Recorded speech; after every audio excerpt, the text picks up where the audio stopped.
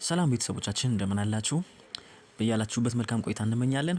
የነገውን ጨዋታ በተመለከተ እንግዲህ ተጠባቂውን ጨዋታ በተመለከተ የአርሰናሉ ቤት ግብ ጠባቂ የሆነው ዴቪድ ራያና የአርሰናሉ ቤት አለቃ ሚኬል አርቴታ እንግዲህ ለጋዜጠኞች ለቀረቡላቸው ጥያቄዎች እንግዲህ የተለያዩ ምላሾችን ሰጥተዋል። ከቲሙ ኮንፊደንስ ጋር በተያያዘ ሰፋ ያለ ጥያቄ ተጠይቋል። ከሪያል ማድሪድ ካምባክ ጋር በተያያዘም እንግዲህ ተጠይቋል። እነሱን አጠር አድርገን ይዘንላችሁ ቀርበናል፣ ጨምቀን ማለት ነው። አብራችሁን እንድትቆዩ እንጋብዛለን። የመጀመሪያው ጥያቄ እንግዲህ ለዴቪድ ራያ የቀረበለት እንግዲህ በአርሰናል ቤት ውስጥ ያለውን ሙዱን በተመለከተ ምን አይነት ሙድ ውስጥ ነው ያሉት፣ ይህንን በተመለከተ ትንሽ እስቲ ምትለን ነገር ካለ የሚል ጥያቄ ነበረ የቀረበለት። እርሱም እንግዲህ በጣም ደስ የሚል ሙድ ውስጥ ነው ያለነው፣ ጥሩ ሙድ ውስጥ ነው ያለነው። የመጀመሪያውን ጨዋታ እንዳደረግነው እንግዲህ ያንን ለመተግበር ወይም ለመድገም ነው በድጋሚ የምንገባው የሚል አጠር ያለ መልስ ሰጥቷል ማለት ነው። እንግዲህ ከሪያል ማድሪድ ጋር መጫወት እንግዲህ ላንተ ምን አይነት ትርጉም ይሰጣል የሚል ጥያቄ በተጠየቀበት ጊዜ እንግዲህ ያው ሪያል ማድሪድ ትልቅ ክለብ ነው አውቃለሁ። ካሲያስን ደግሞ እንግዲህ እንደ በረኝነት በጣም አይድሌ ነው። እሱን እያየሁ ነው ያደግኩት፣ እሱን መሆን ነው የምፈልገው። ስለዚህ በአርሰናል ቤት ውስጥ ሆኖ ሪያል ማድሪድ መግጠምና ሪያል ማድሪድን ከውድድሩ ማስወጣት ደግሞ ትልቅ ስሜት ይፈጥራል የሚል ሀሳብ ሰጥቷል ማለት ነው። አይምሯችሁን እንዴት ነው ያሰለጠናችሁት? በቡድናችሁ ውስጥ እንግዲህ እንደሚታወቀው ከባድ የሆነ ኢሞሽናል እንግዲህ ጫና ሊፈጠርባቸው ይችላል። ሪያል ማድሪዶችም እንግዲህ ካምባክ በሚለው እንግዲህ መለያቸው ይታወቃሉ። እንግዲህ ያንን በተመለከተ እንግዲህ እንዴት ነው አይምሯችሁ ያንን ነገር ለመቋቋም ምን አይነት ዝግጅት አድርጓል? አይምሯችሁንስ እንዴት ነው ትሬን ያዘጋጃችሁት ለዚህ ነገር የሚል ጥያቄ ቀርቦለት ነበረ። እሱም እንግዲህ እንደተናገረው ከሆነ የደጋፊውን ጩኸት፣ በውጭ ያለውን ጩኸት፣ የደጋፊውን ጫና እንግዲህ እኛ መቋቋም አንችልም። የስቴዲየሙን ድባብ መቋቋም አንችልም። ስለዚህ መቋቋም በማንችልበት ነገር ላይ ሳይሆን መቋቋም የምንችለው ነገር ላይ ነው ፎከስ ማድረግ ያለብን። መቋቋም የምንችለውም ነገር ደግሞ ምንድነው እኛ ወይም ደግሞ ማድረግ የምንችለው ሜዳው ላይ በድርጊታችን ነው መግለጽ የምንችለው። እንቅስቃሴያችንን መቆጣጠር እንችላለን። የተለማመድናቸውን ነገሮች አፕላይ ማድረግ እንችላለን። ሜዳ ላይ አፕላይ ስለምናደርገው ነገር ብቻ ነው ፎከስ ማድረግ ያለብን። ያንን ግን ምንም መቋቋም የምንችልበት አይነት የለም። ስለዚህ ለዛ ዝግጁ ነን እኛ ሜዳ ላይ ጨዋታችን ላይ ፎከስ ለማድረግና ማሸነፍ ላይ ፎከስ አድርገን ነው የምንገባው። ስለዚህ መቆጣጠር ማንችለው ነገር ላይ ብዙም ጊዜ አናጠፋም በማለት ተናግሯል። እንዲሁም ደግሞ ጨዋታውን ለማሸነፍ ነው የምንገባው፣ ለማሸነፍ ነው በቀጥታ ጨዋታውን ለማሸነፍ ነው እኛ የምንጫወተው። አላማችንም እሱ ነው። የራሳችንን ታሪክ ለመፍጠር የራሳችንን ጊዜና ሞመንት ለመፍጠር ነው የምንጫወተው በማለት ገልጾለታል። ስለ መባፔና ስለ ጁኒየር እንግዲህ ተጠይቆ ነበር። እንግዲህ እንደዚህ አይነት ከበድ ያሉ ወይም ደግሞ ሱፐርስታር የሆኑ ተጫዋቾችም በመግጠሙ ምን አይነት ፊሊንግ እንደሚሰማው እንዲሁም ደግሞ ከዛ ጋር የተያያዘ ሀሳብ እንዲሰጥ ነበር። እሱም እንግዲህ የተለየ ዝግጅት አላደረግም ወይም በተለየ መልኩ አላየውም። ምክንያቱም በእንግሊዝ ፕሪሚየር ሊግ ውስጥ በጣም ክላስ ያላቸው ተጫዋቾችን ገጥም ያለው። ስለዚህ ለማንኛውም ጌም እንደማደርገው ዝግጅት ነው አድርጌ የምገባው። ሁሉም ጨዋታዎች ላይ እንግዲህ ጥሩ ዝግጅት አደርጋለሁ። እንደዛው ነው ተመሳሳይ ዝግጅት አድርጌ ነው የመጣሁት በማለት ተናግሯል ማለት ነው።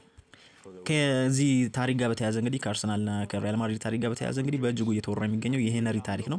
የድሮ እንግዲህ ሄነሪ ቡድን ሪያል ማድሪድን ያሸነፈበት መንገድ እንግዲህ ተነስቶ ነበርና እሱን ቪዲዮዎች አይታችኋል እንዲያነሳሳችሁ በመልበሻ ቤታችሁ ምናምን ወይም ደግሞ አንተም በግል እንዳየው ጠይቆት ነበር። እሱም እንግዲህ ያው ቪዲዮን አይተነዋል፣ ታሪኩንም እንግዲህ ሰምተናል። ነገር ግን ያለፈ ታሪክ ያለፈ ነው። አሁን ስላለው ነገር ነው መጨነቅ ያለብን። አሁን ያለነው የኛ ታሪክ ነው።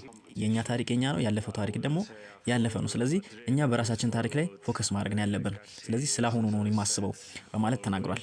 በአጠቃላይ እንግዲህ የአርሰናል ቤት ያሉ ተጫዋቾች እንግዲህ በምን አይነት ኮንፊደንስ እና በምን አይነት ዝግጁነት እንዳሉ ጨዋታ ላይ ፎከስ እንዲያደርጉ የሚያሳየን ነው ማለት ነው። በመቀጠል እንግዲህ ወደ ሚኬል አርቴታ ጥያቄና መልስ ነው የምንሄደው። ለሱ የቀረቡትን ጥያቄዎች ወደ እናንተ አቀርባለሁ። በመጀመሪያም እንግዲህ ለአርቴታ የቀረበለት ጥያቄ አፕዴት እንዲሰጥ ነው ወይም ደግሞ ስለ በቲማቸው ስላሉ ተጫዋቾች ጉዳት ማለት ነው። ማን ይሰለፋል? ሲጠበቁ የነበሩ ተጫዋቾች ነበሩ በጉዳት ምክንያት ይቀራሉ ተብሎ 3 ተጫዋቾች ስለነሱ አፕዴት ሰጥቷል። በዚህ መሰረት እንግዲህ ቤን ዋይት ወደ ቡድኑ እንደተመለሰ ተናግሯል። ቶማስ ፓርቲም እንግዲህ እንደተመለሰ ተናግሯል።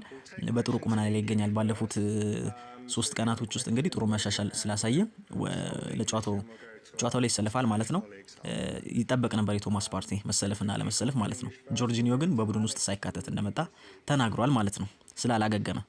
የነገውን ጨዋታ እንግዲህ አፕሮቹ ምን አይነት አፕሮች ይዘህ ነው የምቀርበው፣ ምን አይነት ስትራቴጂ ይዘህ ነው የምቀርበው ተብሎ ለተጠየቁ ጥያቄ እንግዲህ ሚኬል አርቴታ የመለሰው መልስ በአጭር ቃል ለማሸነፍ ነው ያለው። በቃ ሌላ ምንም ጣጣ አላበዛም፣ ለማሸነፍ ነው በማለት ነው። ስለዚህ አፕሮቹ ለመከላከል ምናምን ጫና ምናምን ሳይሆን ለማሸነፍ ነው የምንገባው፣ ልክ ለንደን ላይ እንዳረግ ነው ማለት ነው። ቻንሶችን ክሬት ለማድረግ ጨዋታውን ዶሚኔት ለማድረግ እና ለማሸነፍ ነው እንደባለፈው ጨዋታ የምንገባው በማለት መልሷል።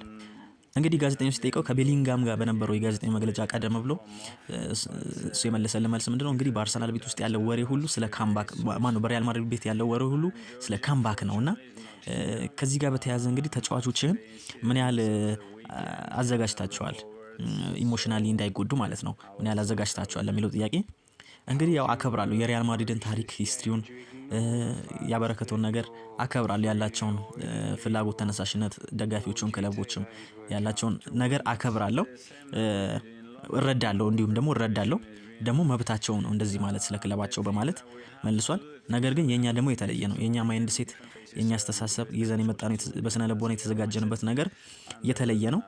ከነሱ እንደተሻለን ነው የምናስበው እኛም በልጠናቸው ለመገኘት ነው እኛ ምንፈልገው በማለት መልሷል ማለት ነው። እንግዲህ ከቀደም ባለው ጋዜጣዊ መግለጫ ካርሎ አንቸሎቲን ስናናገራቸው ተጫዋቾቼ በሜዳው ሲገቡ ልብና ሃርትና ቦል የሚሉት ነገር አለ። እነሱ እንግዲህ በስነ ልቦና ከፍ ያለ ሆኖ እንዲገቡ ጠብቃለሁ ብለዋል። ድፍረትና የሆነ በቃ ጠንከር ያለ ልብና ድፍረት ተሞልቶ መግባት አለባቸው ብለው አስተያየት ሰጥተው ነበር ካርሎ አንቸሎቲ። አንተስ ለተጫዋቾች እንደዚህ አይነት ነገር ተናግረ ነበር ወይ የሚል ጥያቄ ነበር የጠየቀው። አዎ በማለት መልሷል። እሱም እንግዲህ በአንድ ተጫዋች ሶስት መሰረታዊ ነገሮችን ሊያሟላ ይገባል ወይም ደግሞ ይጠበቃል። ቴክኒካል ዝግጁነት፣ ፊዚካል ዝግጁነት እና ኢሞሽናል ወይም ደግሞ በስነ ልቦና ዝግጁ መሆን አለበት። የስነ ልቦናው ደግሞ በጣም ሲግኒፊካንት ነው፣ በጣም ትልቅ ፋክተር አለው። ስለዚህ ይህንን ጨዋታ ማሸነፍ እንደሚችሉ ጌሙን ማሸነፍ እንደሚችሉ ራሳቸውን አሳምነው መግባት አለባቸው። በዚህም ነገር ነው እንግዲህ የተዘጋጀ ነው። እኛ እያንዳንዱን ጌም ኢንጆይ ለማድረግ ነው የምንጫወተው የነገውንም ጨዋታ ጨምሮ ማለት ነው በማለት መልሷል። እና እንዴት ነው ደግሞ የሪያል ማድሪድን ኖይዝ ወይም ደግሞ ጩኸት ድጋፍ በከፍተኛ ሁኔታ ይረብሻቸዋል ተብሎ ይታሰባልና እንዴት ነው ይህንን ነገር የምታስቆመው ተብሎ ለተጠየቀው ጥያቄ ይህንን ነገር ማስቆም አልችልም። በውጭ ያለውን ጩኸት ጫና ድጋፍ ማስቆም አንችልም። ነገር ግን ሜዳ ውስጥ ገብተን ግን ጨዋታውን መቆጣጠር እንችላለን። በሱ በጨዋታ ግን ማስቆም እንችላለን። በምናደርገው እንቅስቃሴ ግን ያንን ጩኸት ማስቆም እንችላለን። በውጭ ግን ያንን ማስቆም አንችልም በማለት ተናግሯል ማለት ነው። እሺ እንግዲህ ሌላው ጥያቄ እንግዲህ ከዚህ በፊት 3-0 ከተሸነፍክ እንግዲህ 100 ጨዋታዎች ሆነዋል። ከ100 ጨዋታዎች በፊት ነበር 3-0 የተሸነፍኩና እንደዚህ አይነት ሪከርድ ብዙም የለብህም። ስለዚህ ይህንን ሬዚሊያንስ እንዴት ታየዋለህ ሲል ጠይቆታል ማለት ነው። ለነገውን ጨዋታስ እንዴት ነው የሚረዳ የሚለው ሀሳብ ላይ እንግዲህ ይህንን ለማድረግ እንግዲህ ይችላል። እንዴት ይህንን መግለጽ እንዳለብን አሁን ሰው የማወራው ሜዳ ላይ ነው ይህንን ነገር መተግበር ያለብን በማለት ስላለፈ ጥንካሬያቸው ሳይሆን ስለ ነገው ጨዋታ ፎከስ እንደሚያደርግ ተናግሯል ማለት ነው። ሌላው እንግዲህ በተጫዋቾች ዘንድ የፍርሃት ስሜት አለ ወይ ከዚህ ከሪያል ማድሪድ ፕሮፓጋንዳ ጋር በተያያዘ ዛቻ ወይም ደግሞ ጩኸት ዝግጅት ጋር በተያያዘ በተጫዋቾች ዘንድ የተፈጠረ ስሜት አለ ወይ ፍርሃት አለ ወይ? በዛ ባለመዱት እንግዲህ ያለመዱት ሜዳ ነው። እንግዲህ ሪያል ማድሪድ ደግሞ ይታወቃል በድባቡ እንግዲህ በጣም ካሁኑ ፕሮፓጋንዳ በሚመስል መንገድ እንግዲህ እየተወራ ይገኛል። ከዛ አንፃር ፍርሃት አለባቸው የተጫዋቾች ለሚለው ታሪካቸውን አከብራለሁ፣ ዝግጅታቸውን አከብራለሁ የሪያል ማድሪዶችን እስከዛሬ ያስመዘገቡትን። ነገር ግን ከዛ ባለፈ ግን ውድድር ነው፣ ጌም ነው፣ ምን እንደሚፈጠር አይታወቅም። ስለዚህ እኛ ለውድድር ተዘጋጅተን ነው ምንገባው በማለት ተናግሯል። ተጫዋቾችም ቢሆኑ እንግዲህ ማድረግ የሚችሉት ያለባቸው ነገር እንደዚህ አይነት ጫናዎችን ተቋቁሞ ማለፍ ነው ያለባቸው በማለት ለዚህ ነገር መዘጋጀት እንዳለባቸው ያንን ማሳለፍ እንዳለባቸው እና ከድሮ ደግሞ የተሻሉ እንደሆኑ ይሄም ደግሞ ከነሱ እንደሚጠበቅ እንግዲህ ተናግሯል። ከዲክላን ራይስ ጋር በተያያዘ እንግዲህ ከቅጣት ምቱ በኋላ ካስቆጠረ በኋላ ያንን ፐርፎርማንስ ካደረገ በኋላ እንግዲህ እንዴት ነው ልምምር ላይ ከዛ በኋላ ልምምር ላይ ቅጣት ምትን የመለማመድ መጠኑ ጨምሯል ወይ አሁን ዝግጁ ነው ወይ በዚህ ጨዋታ ለማግባት የሚል ጥያቄ ነው። አሁን ፈገግ በማለት እንግዲህ አሁን እንግዲህ የልምምዱን ቀጥሏል። እሱም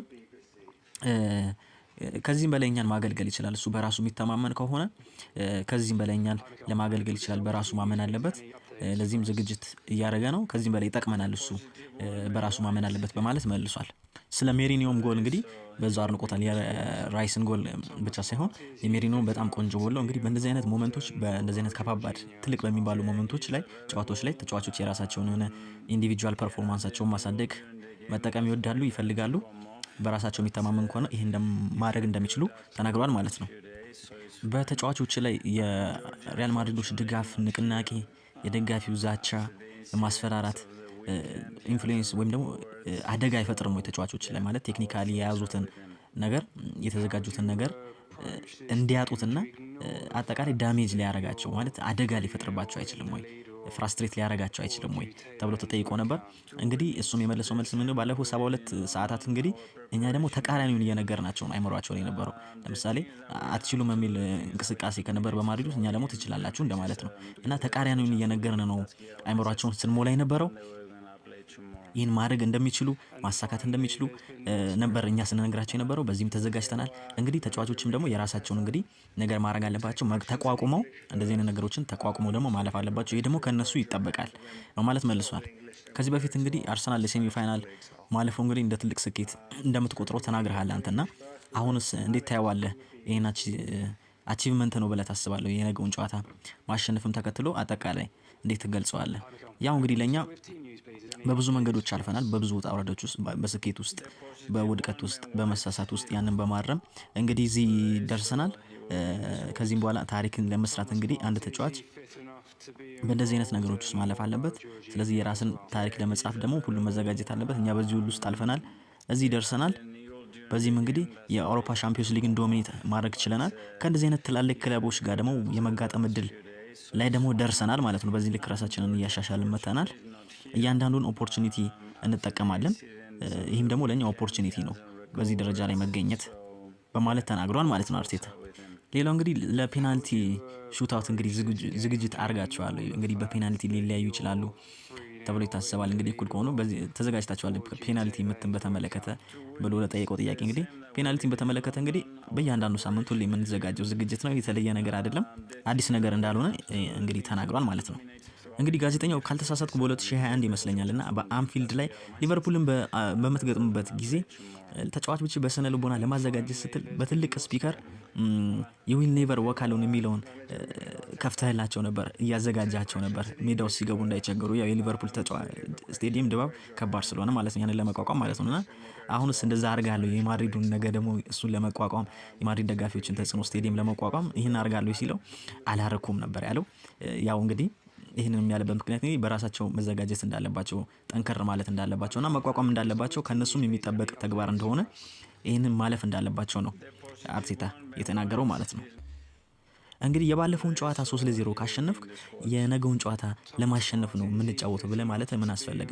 ውጤት አስጠብቃችሁ መውጣት ትችሉ የለ ወይ በቀላሉ ሲለው አይደለም፣ እኛ ሁሉንም ጨዋታ ለማሸነፍ ነው የምንጫወተው። ምክንያቱም ኮምፎርታብል የሚያደርገን ይሄ ነው።